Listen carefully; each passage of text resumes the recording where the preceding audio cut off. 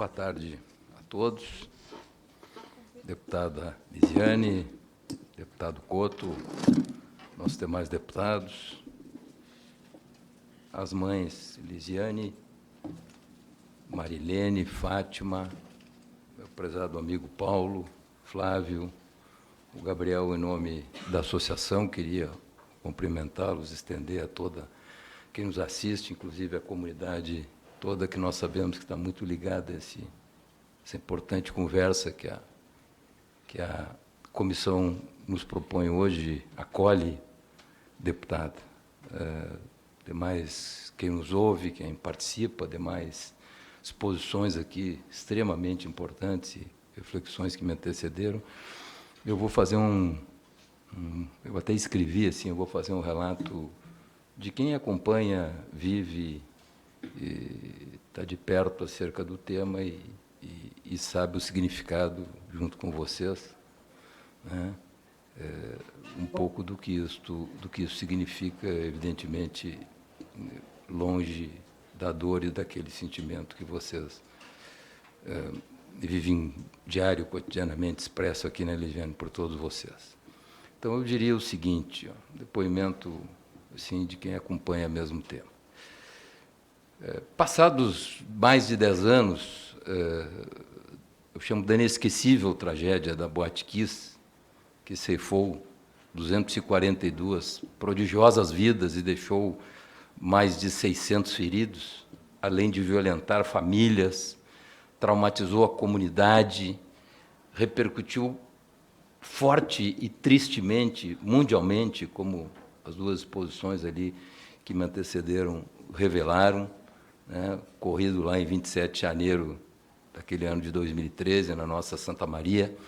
Acho que a primeira coisa é que ela emblematiza, eu chamo assim, um certo atestado cruel do individualismo, do descaso que ocorrem muitas vezes na nossa sociedade e, fundamentalmente, um descaso enorme dos órgãos públicos.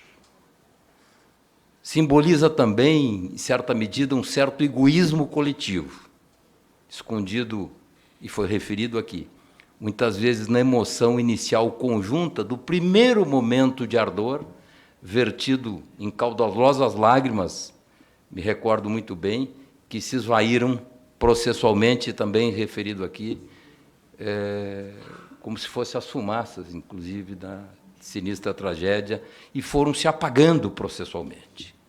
Sei porque eu acompanho, converso com muitos familiares e sei um pouco da situação que eles viveram e conviveram. E eu não me refiro aqui apenas à impunidade que impera aqui, é algo gravíssimo e absolutamente inaceitável. Sou até, assim, pelo que, do meu ponto de vista, como uma espécie de deboche institucional, né? A dor dos sobreviventes, das famílias, né? Enfim, de todo mundo, né, Gabriel, que cotidianamente, enfim, é um pouco a expressão, é muito a expressão disso, que sente isso aí no seu cotidiano. E nem o manto de esquecimento com que muitos veículos de comunicação, que cobriram as decorrências do episódio à época, depois da efervescência emotiva, inaugural que o horror inusitado daquela mortalidade ampliada despertou nos seus ouvintes, nos seus leitores, nos seus telespectadores, etc., etc., mas que depois, infelizmente, foram recuando, foram cedendo, eu chamo assim como alguns outonos tristes das nossas vidas, quando as folhas caem e deixam apenas algumas melancolias que sequer muitos de nós queríamos recordar, mas vocês corretamente trazem para cá, e esse tema tem que ser afirmado e reafirmado exatamente para recuperar aquilo que vocês colocaram aqui nas suas reflexões, enfim. Eu falo de algo porque eu estava presente, porque eu, à época, era deputado e fui destacado, sou professor universitário, mas fui destacado a comandar a elaboração da lei de prevenção contra incêndio no Estado do Rio Grande do Sul, que era uma lei catastrófica. Mas a lei que nós fizemos, ela foi descaracterizada logo na sequência.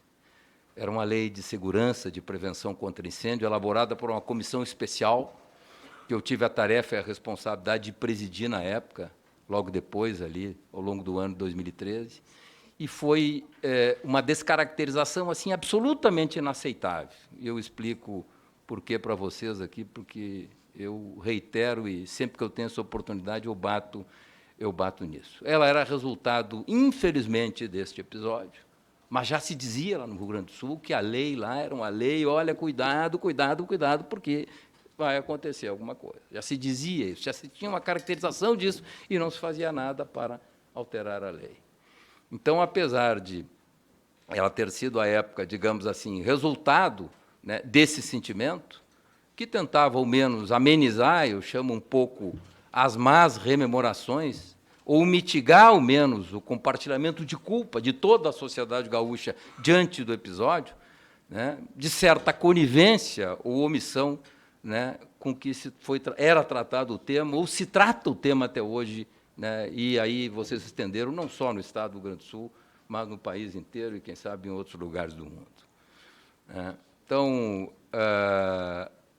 apesar da lei ter sido aprovada por unanimidade na Assembleia Legislativa do Estado do Rio Grande do Sul, foi sancionada pelo governador à época, o governador Tarso Genro, nós vimos, na sequência, alguns movimentos não explícitos de inconformidade com a nova lei, que foi aprovada no Estado do Rio Grande do Sul.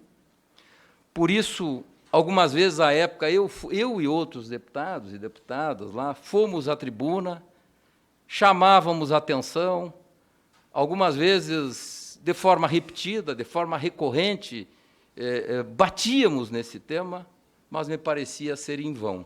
A lei estava sendo também ceifada aos pouquinhos, porque era uma lei muito consistente, muito bem feita e muito bem articulada. Aliás, feita por técnicos e conhecedores do tema. Os deputados e as deputadas apenas aprovaram a lei. A minha tarefa foi de conduzir os trabalhos. E a lei foi elaborada por pessoas que tinham a dimensão, o conhecimento e a compreensão do que significava esse tema.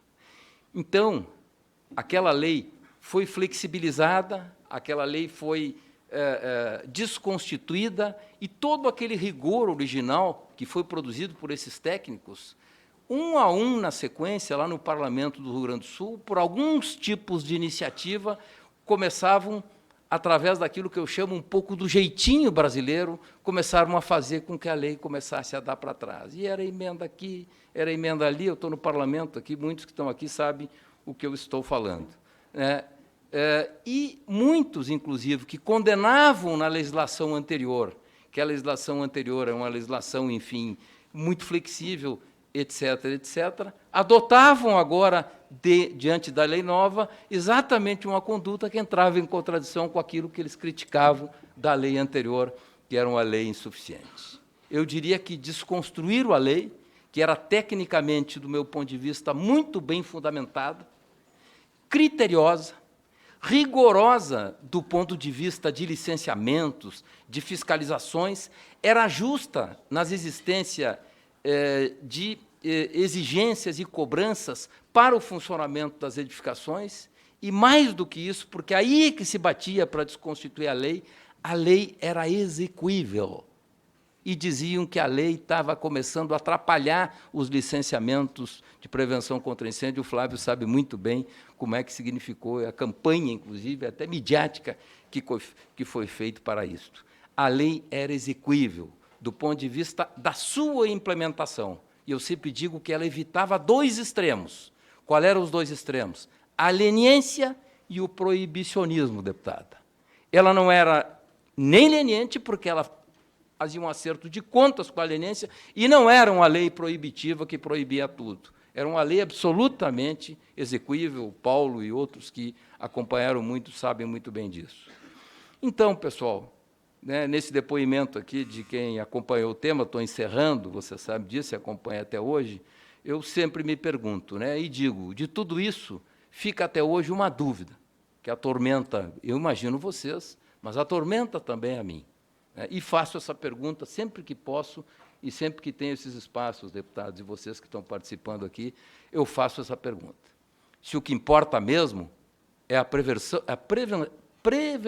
preservação de vidas humanas, uma vez que, se isso fosse importante, a lei não seria flexibilizada do jeito que foi.